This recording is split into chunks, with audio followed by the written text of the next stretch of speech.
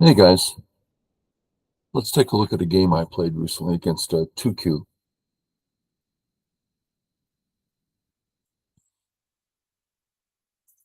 Looks like we're all set. I'm white. Standard stuff. Any place is good. I choose 3-3.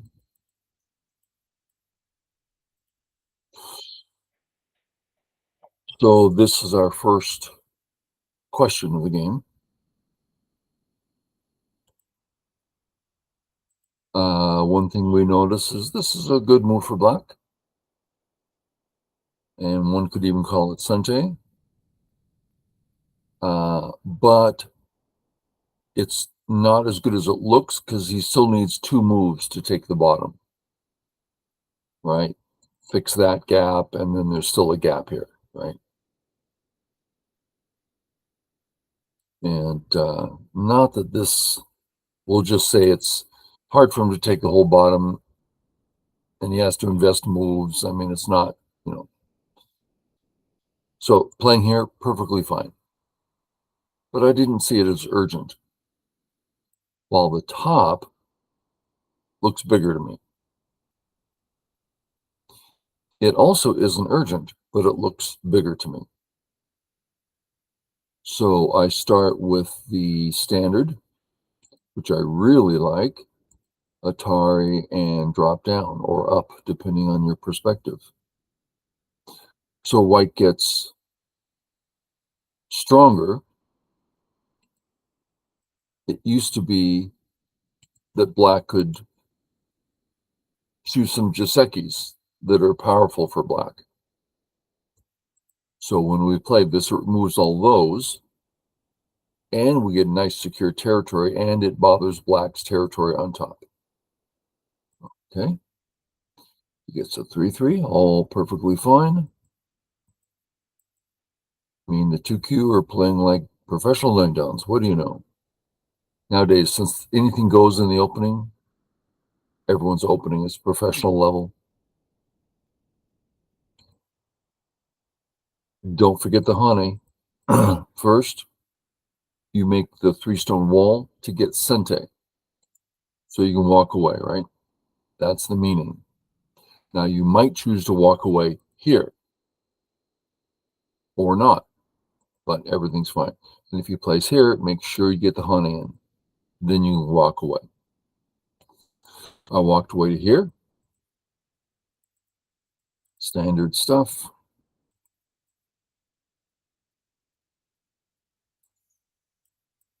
Standard stuff. Okay. So here we have another decision. Should we save the A-stone?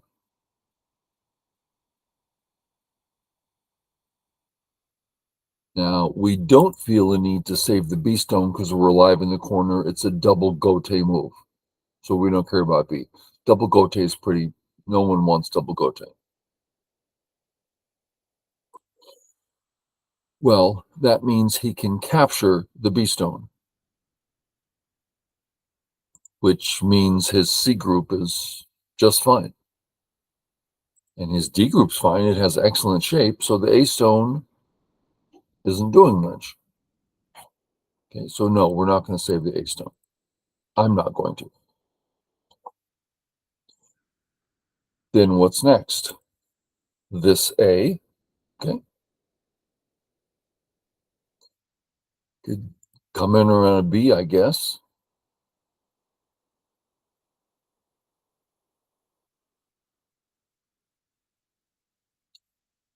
So this is all reasonable. I decided to finish this Joseki.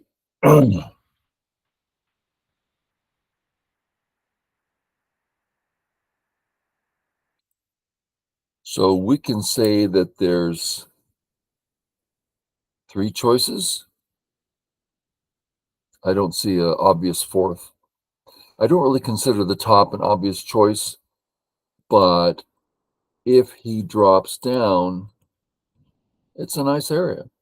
So we have to consider it as one of our goals. So I see 3.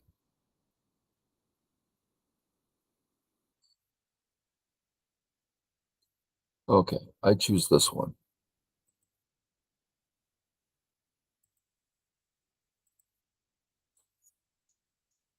Okay, this is officially cut. And I like it, the cut, so I go ahead. If he takes the stone, I take the corner, so we can't do that. Capture. He should be coming out, right? As a matter of fact, he should be coming out here. But taking certainly does the job. A little smaller, but does the job. And now my group. It's a little bit difficult to see the A group clearly. The reason is it has no eyes. And it kind of looks like it has eyes, but it doesn't. So to realize that it's fine, but don't get too involved, that kind of thing. Okay, my move, I decided to come up here. It's another way of dealing with the top, right? So I'm removing he has a very nice sente at A. So I'm removing that as I grow the left, which helps me deal with the top. Okay, makes sense.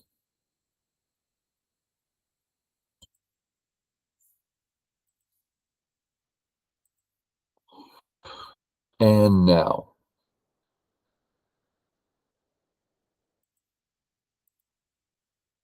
I got this one wrong.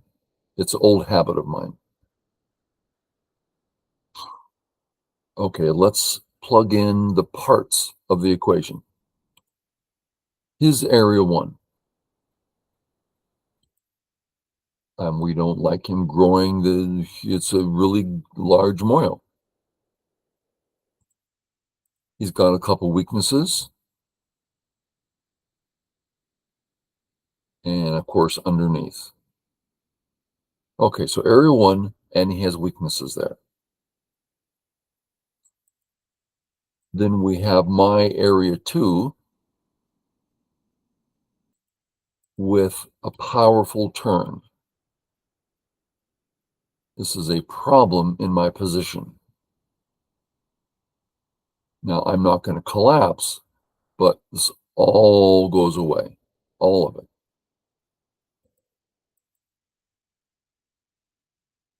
Okay, so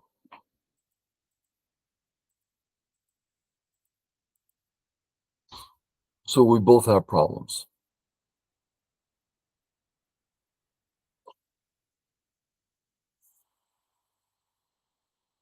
I don't know how to put this into words, partly because this is a habit I have.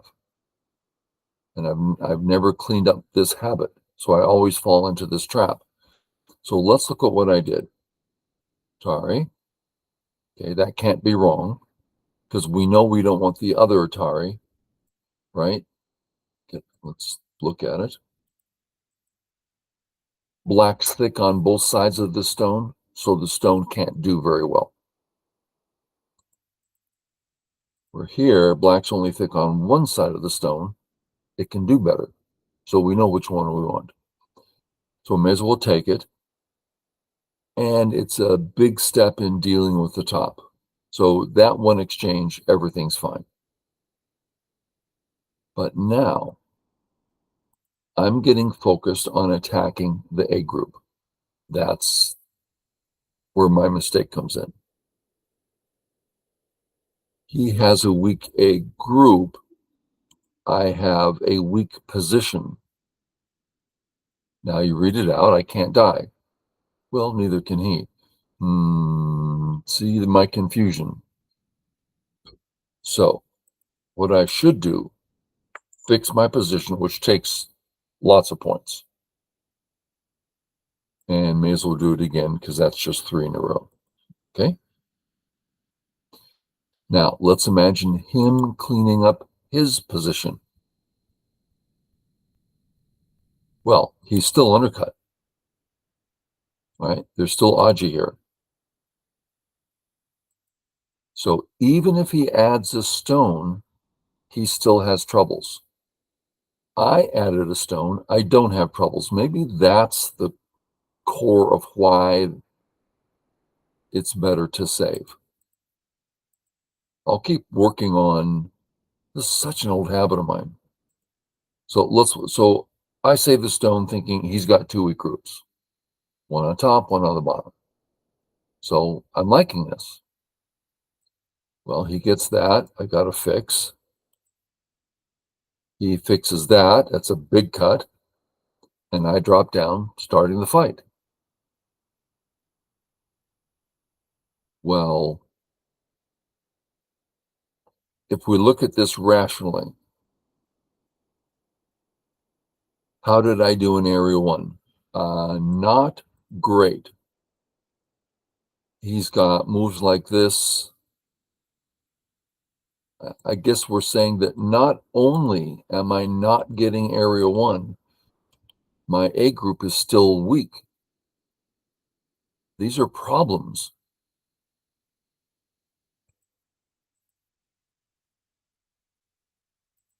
And is his A group going to die? No, if he wants to live, he's alive. Then why would I choose this path? Just the habit of maybe I've gotten away with killing too many times. That might be it. Ever since I got to 1Q, back then when I got to 1Q, what year was that? Let's say it was the mid to late 70s. No one played Go, which means me and my friend, we were the strongest ones around. So we're winning all our games. No one's holding us accountable to our bad play. So we're getting away with it. Now we're trying to play correctly, but we don't know how. No one's there to show us. We're the strongest ones. So that means for the past 45 plus years, always gotten away with stuff. And I got away with this, but it's wrong. So it's very hard to fix that habit. I knew a guy we're going back decades. He had been 6Q for 25 years. He couldn't get better just because those habits, the way of thinking is just gets so ingrained.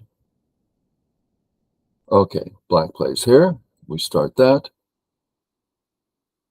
Okay, Atari, go for the kill. This is wrong, but it works. Against anybody, it works, but it's wrong. Okay, let's start with looking at it working. Tari, Tari, Tari. I have killed him. Isn't that great? Don't we love killing? It's so big. That all sounds wonderful to me. The correct line of thinking, oh, this is not right. This almost lost me the game against a 2Q. I'm far above the 2Q, but he almost won't beat me because I killed this group. You're not supposed to kill the group. So let's start with the why. He punished me pretty well. Okay. Let's count this. As I kill, I'm gaining 2, 4, 6, 8, 10, 12, 14, 16, 18, 20, 22, 24. No, because I have to capture a big 20. Let's call it a big 20. So what's wrong with getting 20 points? Well, let's make it obvious. As we go to kill him, he goes to kill us. We go to kill him.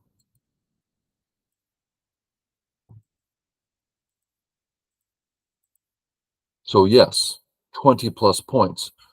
How much did he get? This didn't used to be his territory. It didn't used to be his thickness. He got more out of this than I did. That's why you don't just kill. Generally speaking, there's always exceptions, right? Is because getting surrounded is a known negative. Let's see if we can look at that a little bit.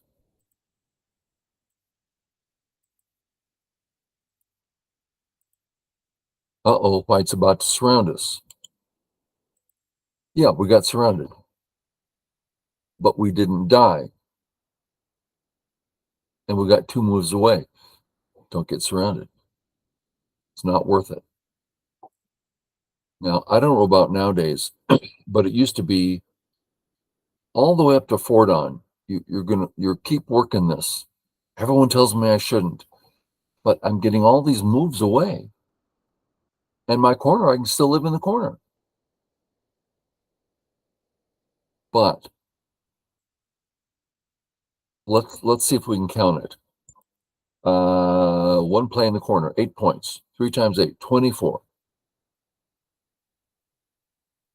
Black has 24 points. White has. Now, you forgive me for just speaking in generalities here, right?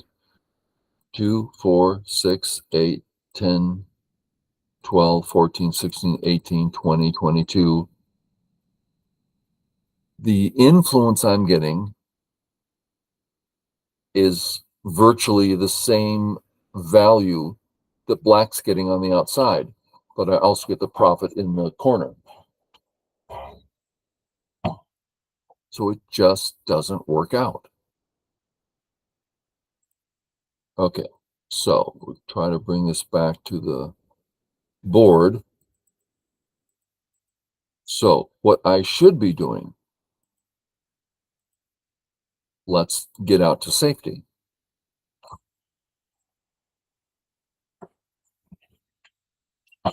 And let's have black save. How shall we save? Do it this way. It's absolute and there's no problems. And then white continues to get out. Okay. I didn't get those 24 points, however many were 22-ish.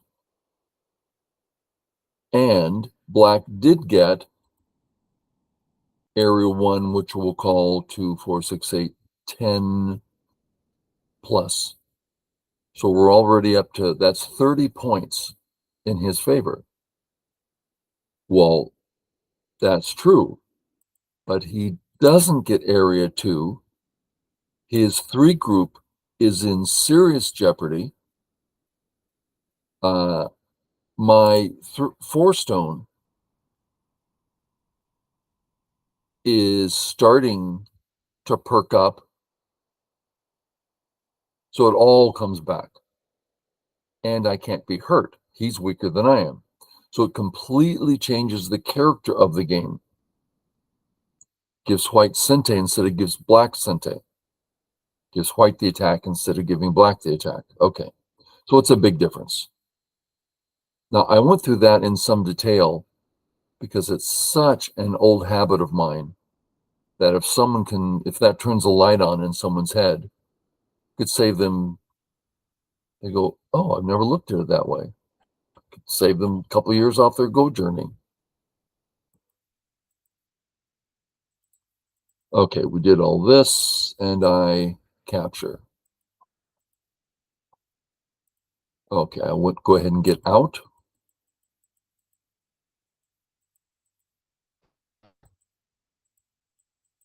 And live. Okay. So I accomplished a lot there, but black has sente and black accomplished a lot. So if we just look at this one simple move by black, look at that center. That looks as big as anything I've got, if not bigger. So yeah. Now I've looked at this principle and agreed with it countless times, but it's such a habit. If I'm playing a real strong player,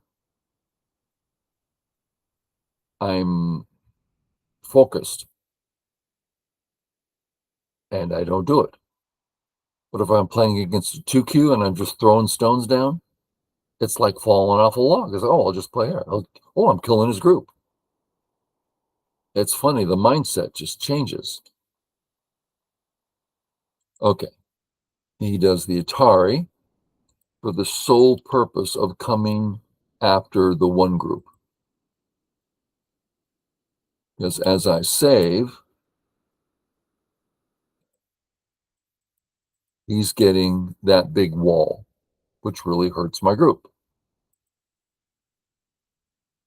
Now I can connect under and co. That's nice. So life and co. I have a nice Atari, which will help me a little bit on the outside. Not a lot, but a little bit. Also, he's cut in sente at C, so that's a problem for him.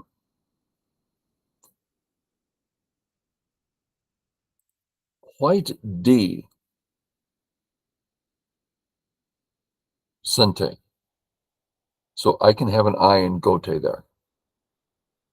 So it's not like I'm horribly hurt, but there's clearly stuff going on here. He fixes, I come out, it's in here. Here's another habit I have. I played wrong. I'm like, oh, I'm so happy to be getting shape. Hey, we all know that word, tiger's mouth. Oh, it's such a great shape. I'm getting eyes.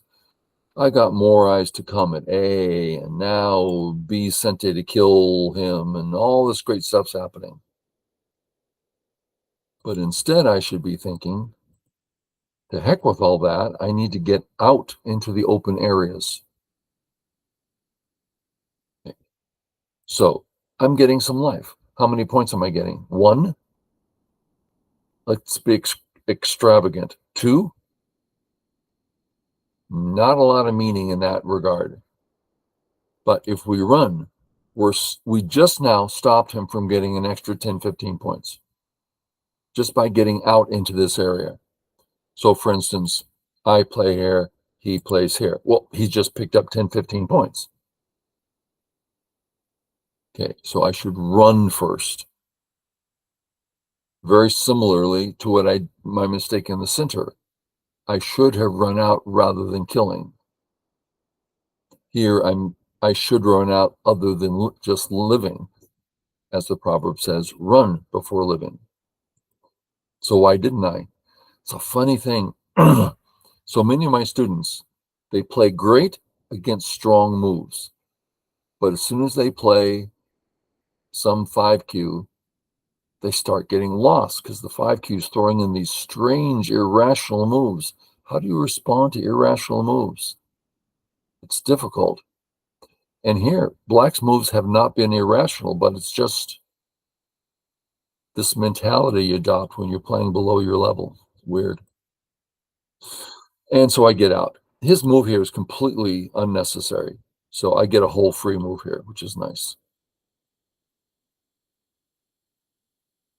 I want to play here. It's nice and thick, but the cut. Arg.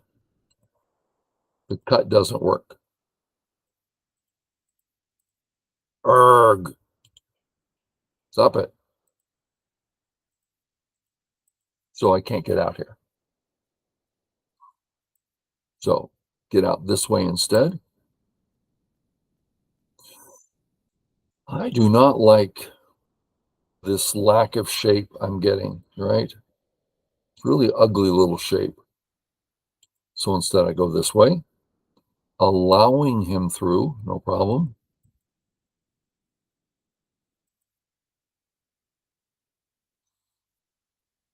And now there's no reason for me to save these stones. It's small and unnecessary. I can just start getting out. He cuts, it's Gote, and he's not threatening my cut, right? He can't cut here. I just net him. So again, I'm just adopting a Q attitude here.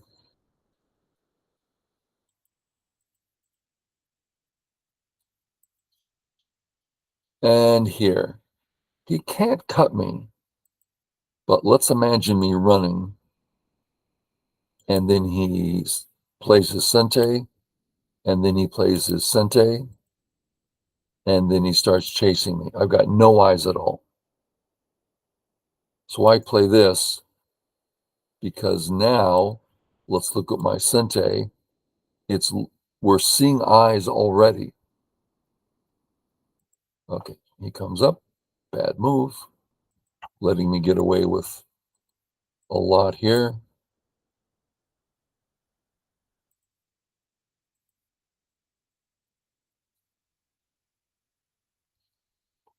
And I should just finish my shape. And if he goes to take the center, I can still take it away pretty well. Matter of fact, I can kill him on the left. He has to be really careful. So I should be continuing my shape. But I'm freaked out that he can get so much in the center.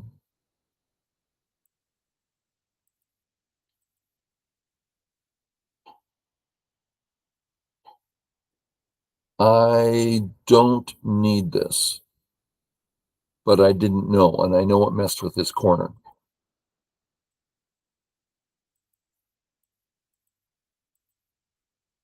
Ko.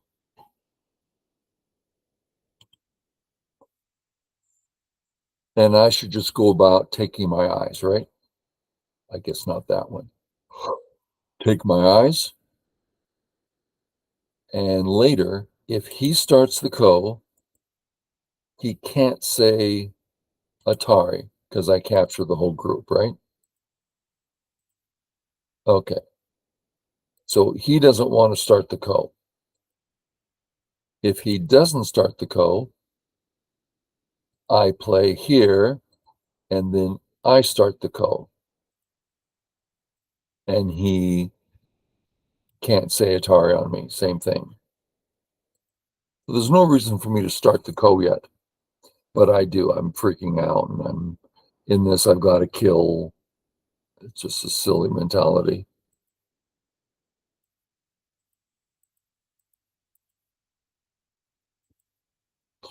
Okay, ko threat. Now it turns out he's got a lot of ko threats, and he didn't know about that being only 2Q, so I got away with murder again. I only have one that I can see. This threatens to kill more than the corner, or equitably. Okay, he says Atari. That threatens to live. Thank goodness I'm alive in the center there.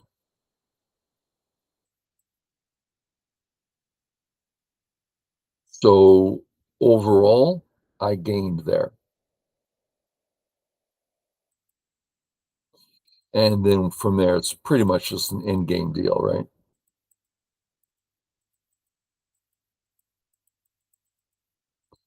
Just in-game.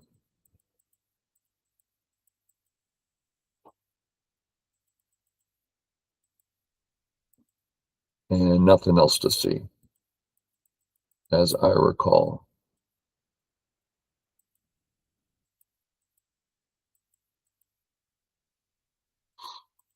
Yeah, we'll stop there. Okay, we got to see some of my bad habits, and hopefully that makes it easier for you to see the principle. Okay, guys, catch you later.